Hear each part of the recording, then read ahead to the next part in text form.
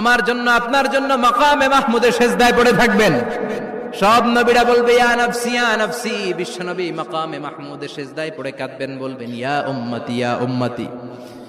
আল্লাহ সহ্য করতে পারবেন না, জিব্রাইল রে বলবেন জিব্রাইল যাও, যে মুহাম্মদ রে জিজ্ঞেস করো কেন কাঁদে, কেন কাঁদে, মা ইউবকি মুহাম্মদ, কোন জিনিস মুহাম্মদ রে কাঁদায়।